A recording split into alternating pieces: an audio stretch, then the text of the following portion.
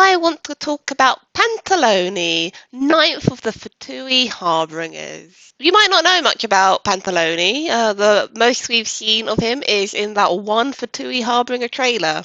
But he has been mentioned plenty of times within the game itself. For one, he owns and runs the Nordland Bank found in Liyue, which we can come and visit. Look at it, it's gorgeous. He is mentioned in Yiland's story quest and her history, I think. He's mentioned by a few NPCs dotted around. He's also mentioned in character profiles and stuff. He is very much present in the game, a bit subtly. And one of the things we do know about him as a character is he has no vision. Now we're sort of expecting to have to fight all of the Fatui in the future. It's just, it's what happens. They bring out a new area, we fight a new Fatui as a world boss. It's just the expected now. So it begs the question, what does the Ninth Harbinger bring to the table when it comes to fighting? He is, after all, just the banker. It's an interesting question. Well, would you believe there are 10 different ways that he could use elemental power within Genshin without requiring a vision? Yes, that's right, 10. Stay watching to find out more. If you're new here, please like and subscribe below. It really helps my channel out and it means you'll get to see more of my future lore-esque videos. With no much more to do, let's get started, shall we? With number 10. At number 10, we have delusions. Now, this order is in those that I think is least likely for Pantalone to have to the most likely. And at number 10 are delusions. Why have I chosen delusions as number 10? Well, you might be familiar with the Archon quest, the Inazuma one, where it was established that delusions are harmful to those without elemental powers. The Traveller can pick up delusions.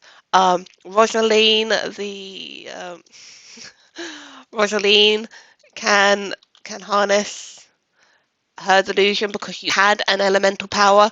Child could handle a delusion because he has a vision and he also has abyssal power. Delusions can only be wielded by very special people, like the Fatui here. He, if you may have never noticed, has a delusion. Can you see it? Yes, there are several Fatui in the game that carry delusions. Not all of them do.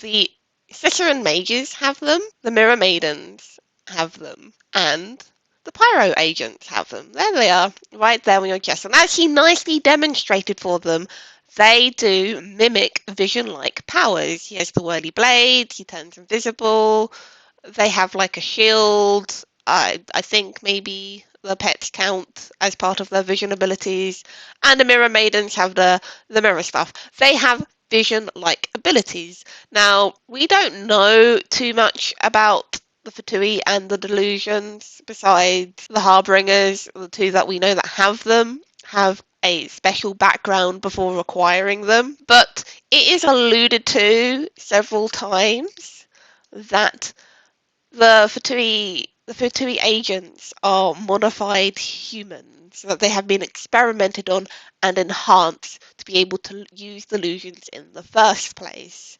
And that makes sense because we know from the Archon quest that delusions harm normal people. Tepe died from wielding a delusion too much, and Pantalone, as far as we know, is a normal person.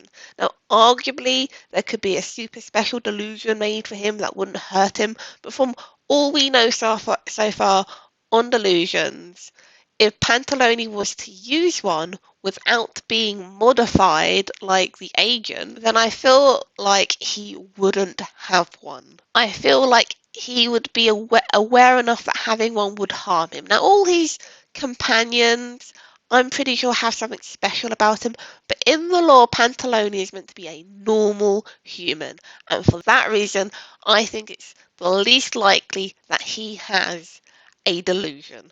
And that is why it's my number 10. He could have one. It's the obvious one for him to have. But I think he doesn't. And that's my number 10. We got 9 more to go. At number 9, we have elemental infusions. As you can see here, the Hilichurl is shooting electro arrows at me. But have you ever wondered how they are able to do this? Well, the Hilichurls, the electro ones specifically, use electro crystals, the ones that you find around on the world map. The cryo ones use ice shroud. I think it's like the really frozen ice that you find on the mountains, you know, the ones that require the special bloodstones to unlock.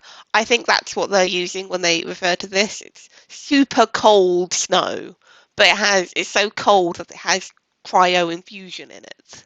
And then the pyro one's just a flaming arrows.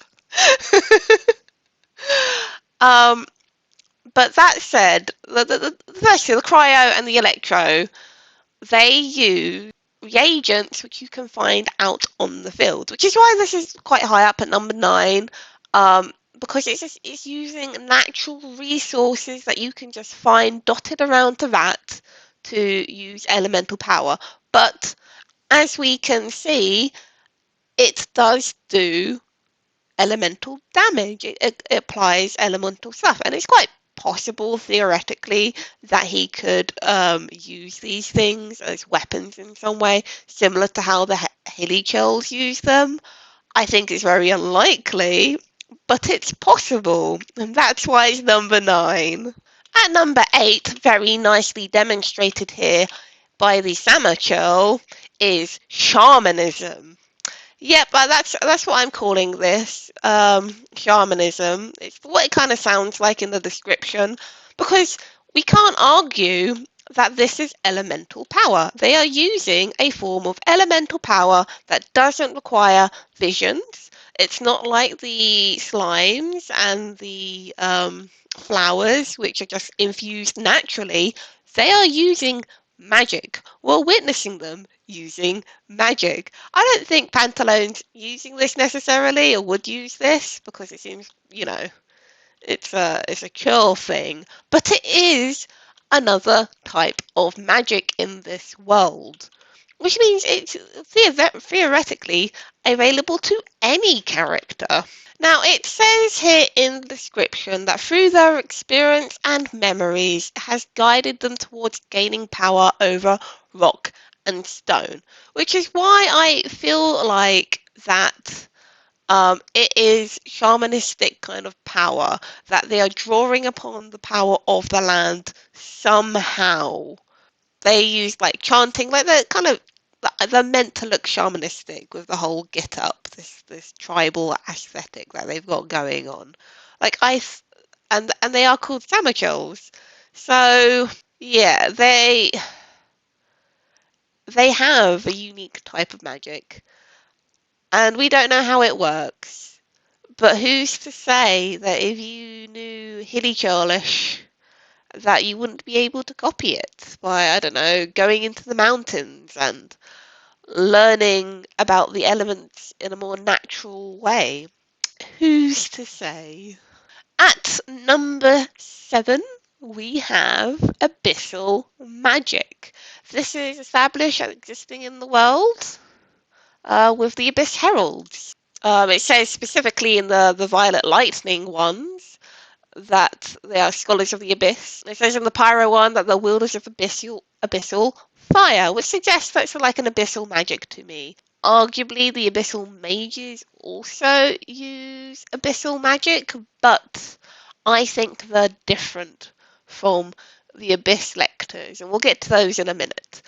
We also know Child, his abyssal form, is sort of using abyssal magic also, because if you're familiar with Child's backstory, he fell into the abyss as a child, and it's because of that this form sort of exists. It's like a combination of the delusion, the vision, and the kind of abyssal influence over him. So yeah, I think this one's very unlikely as well, personally. I don't think Pantalone's using abyssal magic, but Child sort of is. So, theoretically, it's a possibility, but that's why it is my number 7. Sitting at number 6 is ley line magic. Now, it is believed, or theoretically we believe, that the abyssal mages use ley line magic because they drop ley line branches when they die. So it's assumed that the magic they use, why potentially abyssal in nature, is probably ley line magic. And there are hints, like ley line magic in the game is actually quite extensive throughout the game, believe it or not. Did you know, for example, that the Ruin Guard are powered by ley lines? Or at least we think they are. It's heavily hinted at in the story quest that features this Ruin Golem, in the fact that he is covered by plant life and inside is coated with plants itself. There are several Ruin Guard that are broken down, covered by plants. I think all of them have plants growing out of them.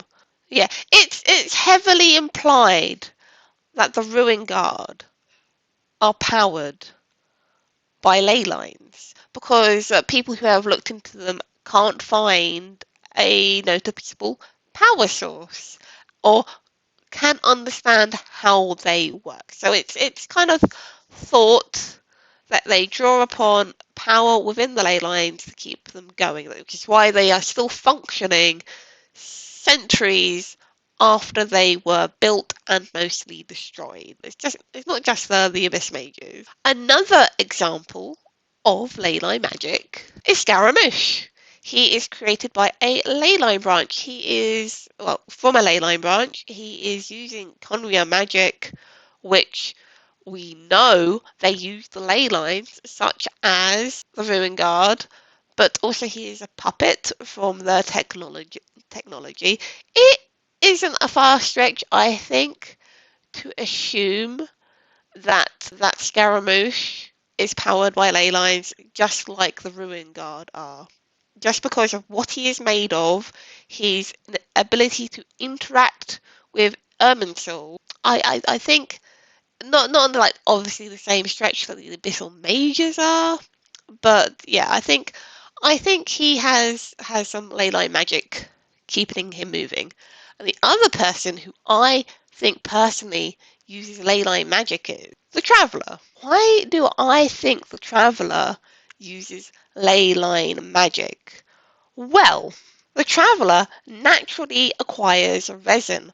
We use resin on ley lines, on domains, on petrified trees to acquire artifacts. We can walk up to statues and acquire new elemental powers. I think the power that the Traveller uses is ley line magic, which might be why the other twin seems kind of in tune with the Abyssal Order. I think they're all using the same type of magic. I know this is probably like a crazy theory in the middle of my Pantalone possible power sources list, but yeah, I think it's weird that the Traveller manifests resin that then manifests riches or experience or artifacts from ley line trees and roots, and then has no weird side effects from ley line distortion or ley line corruption, like with the withering. Yeah, I think the Traveller's magic is ley line based. So this is a possibility. There is a lot of evidence that ley line magic exists, just with the Ruin Guard, and it's a pretty strong evidence that the Abyssal Mages use ley line magic too, just in the ley line branches drops. So I think it's a high possibility, but because I feel like the understanding of ley line magic is probably deeply buried, I don't think it's like really low on the list of possibilities, but it is 100% a valid possibility.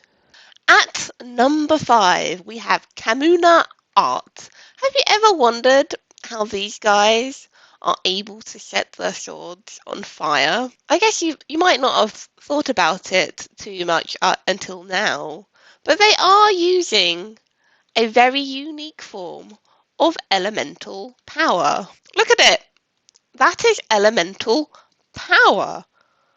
Now, I'm sure we haven't really questioned too much how people are able to do this, but it is a unique art, unique to Inazuma. They are able to do this without a vision. If you've ever studied their model, they are visionless, and I think if they had ones, they would be on there. The Fatui agents have delusions on their models. Yes, this type of elemental power is using paper seals, which are created from Kamuna art that has been lost for centuries, but somehow these guys have it, and they infuse it into the blades. Now, I think there have been other examples of Kamuna art within the game. I can't think of any other examples off the top of my head, but I believe there have been others. I'm sure other people could probably list the examples better than I can. But because this is an art accessible in Inazuma, that there are people practicing it. As far as I'm aware, these people aren't dead or undead beings. They're just or spirits. They're just normal guys using this apparently forgotten art, which means logically Pantalone could have access to it as well. I mean, I don't think Pantalone is from Inazuma and is using it, but as a possibility, he could be. We don't know. We don't know really much about where he's from, or who's to say a foreigner can learn this art or buy with the infinite wealth that he has at his disposal the access to its secrets. It's it's a possibility. I personally think this is the best example of elements existing in Genshin without a vision or reagents even. This guy's just using paper charm magic. So who's to say there aren't other type of elemental magics out there? Next on my list at number 4 is weapons powered by spirits. Now, if you've searched the desert region quite a bit, you will know that the Emirates use weapons that are infused with spirit. A lot of the technology they uses spiritual energy. This one isn't a spirit-infused one, it seems. I thought he might be. Oh, he is. So as you can see, this guy here is hitting me with cryo because the weapons he uses is infused with spiritual energy. Now, we're not entirely sure what this means in regards to the cosmology of Genshin. Like, why? How do these weapons work? What spiritual spirits are they using? Now there are many different types of emirates with elemental power in the gear. You have Floor Ring Dancer, the Scorching Lawmaster, the Stone Enhancer, and the Gale Hunter, who all seem to be summoning animals to the aid. Now, I think the weapons that they use, while it draws upon spiritual energy, it might be akin to like Shinto spiritual energy. You know how like plants and rocks and animals have their own spiritual forms? And I feel like this is the sort of spiritual power it might be referring to just because the creatures that they manifest with the weapons are animals. They're not people or anything. They're summoning creatures to the aid. And all of these have an elemental form bar the crocodile on the map so far. Um, I suspect we might be seeing an elemental crocodile in the future separate maybe because we already have Fiery Bird, Electro Scorpion, and whatever the hell these are dotted around the map with elemental power. It just seems these ones, they mix the elemental types up because these are usually Animo, these are usually Extra Electro, and these are usually pyro. So future enemy, some sort of crocodile, calling it now. But the gear that the Emirites use are found in desert ruins. And as I've said before, Pantalone has a lot of money. He runs the banks, he runs the economy in Chesnaya. So theoretically, he could buy this equipment that is powered by spirits and summons forth elemental power to gear himself out. They look very powerful. Could you imagine a boss fight with Pantalone where he had acquired one of these Emirate weapons and had this gigantic animal sidekick? Wouldn't that be super cool? I think it would be. I'm not sure it's going to happen because this is like an Emirate thing, but it could. It could happen. It's possible. And that's why it's my number 4. I feel like anything that Pantalone could easily buy access to is much higher on the list than something like a delusion, which canonically would harm him. At number 3, we have alchemy. Yes, one of the more obvious ones, I guess, alchemy. Alchemy can you do all sorts of things. It can convert materials into other materials. It can make potions infused with elemental properties using reagents found upon the world. Um, Assumably, the reagents that are used are what draws the power into the potions. But this is a type of magic, and we know from the game, from Albedo, from previous world quests, that alchemy can be incredibly powerful. We know it can create people. I think there's like alchemical machines dotted around the world. It's strong. You have, for example, the treasure hoarders who use alchemy to be really annoying. As an example of offensive alchemy. And we do know that Pantalone is good friends with Dottore. So while Dottore is more focused with ruin guards and machines, he's also thought to be very good with alchemy. So it's a possibility. I think it would be hilarious if Pantalone chucked ice grenades at us. But we will see. We know alchemy can be incredibly impressive just by the existence of albedo. So we will see. We will see. But that's why it's number 3. At number 2, we have elementally attuned weapons. Now, you might not have noticed, but these fatui agents don't have delusions on them at all. Their power entirely comes from these weapons that they equip. These weapons somehow call upon elemental powers. I think they work in a very similar manner to the Hilichurl bows, but in a much more complicated way. That the Shishnair has found a way to infuse electrocrystals into a hammer, for example, to do elemental power. I'm not entirely sure how the Geo one would work because we haven't seen anything elementally Geo that does this. Actually, you've got the things that blow up, right? Maybe, and it looks kind of similar to those. So maybe that's made harvested from the annoying things that blow up when you go to the chasm. But if we look at them closely, you will see there is no delusions. And one thing I have noticed with all these weapon users is they have only a single eye showing. They don't have 2 eyes, they have one glowing eye. I mentioned before that it is believed that the people who become Fatui agents are experimented on and enhanced, possibly to use the equipment that they use, possibly because it's potentially harmful to individuals that haven't been experimented on. We know from certain quests that certain elemental energies of high concentrate can harm people.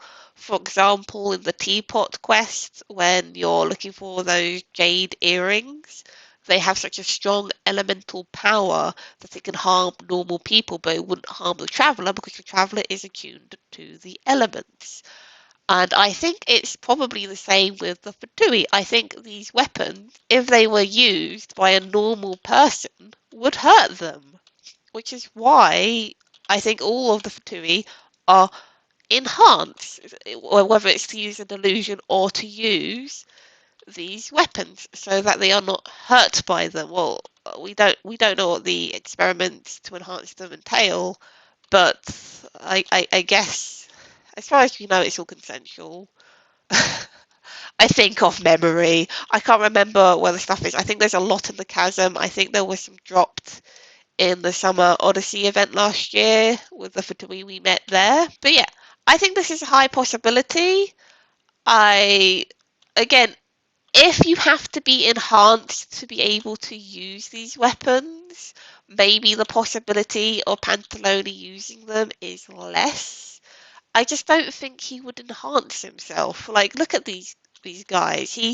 He's been so jacked up with chemicals and experiments. He's a giant. Look at him. He's huge. But I because like we don't know how these things work, I think it is like most likely that he'll just have like crazy Fatui weapons that have been created in such a way that it wouldn't hurt him, a Fatui Harbinger, to use. And we've got to remember he is the ninth Harbinger with excessive amounts of power and wealth. He can have anything he wants, and if he wants to spend money on research on gear that he can use, like these, then he'll have it. Let's just face it, he would.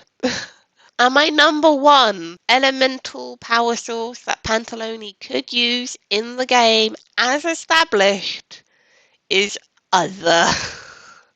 Let me explain, because this one requires some explanation. Now, as we have seen, there are many different life forms in this world that naturally call upon elemental powers somehow. There are creatures that are able to use the things lying around to make elemental powers occur. There are those who learn magic somehow, or use ley lines, or whatever. But there are also people that acquire power through means we're not sure of, aka Rosalina. Now, she according to the law, had her fiery powers before ever acquiring a delusion. The delusion suppressed whatever this is into with the iciness to help her control it by the sounds of this here. So, what is this power? Where does this come from? I don't think it's established in the artifacts that belong to her where this power comes from. And she is not the only one. In the manga, if you've read it, Dotori uses a power, makes a bunch of needles float up to attack a man. Now, it's been speculated that Dotori has access to psychic power or something else, much like Rosalina. We don't know. But we do know that other powers exist out there that isn't related to visions, isn't related to equipment that are created by natural reagents in Tibet, or the ley lines, or all the previous 9 examples I gave. There are other magics hinted at by Lisa and Mona. It's kind of implied that the witches have alternative powers available to them because in Lisa's story stuff, it's suggested that she didn't need a vision to be a witch. And same goes in Mona's story stuff. Like she was given her vision, but it didn't sound like she needed her vision to do what she was already doing. And so begs the question, what other magical powers are out there that we just haven't met yet? We don't know, but there are examples in game. Now, as extensive as this list is, with possibilities that Pantalone could use. I feel like just a something that we're not expecting is going to be the most likely one, because it always is. But there's a lot we also don't know. People think we might meet up with Pantalone and Fontaine just because it sort of makes sense. So the French feel of Fontaine and him being a banker, it kind of like feels like it lines up in like theme, but we don't know. We don't know. But don't be too surprised when we do eventually find him that he pulls out one of these examples or something else. That's why it's my number one. I hope you enjoyed this list. It took some heavily looking through the bestiary of Genshin to put it together. If you did like it, don't forget to like and subscribe. I will do more of these videos if people really enjoy them, because, there's lots of fun stuff to find in this game. Lots of questions to be answered. And I'll see you guys in the next video. Thank you. Goodbye.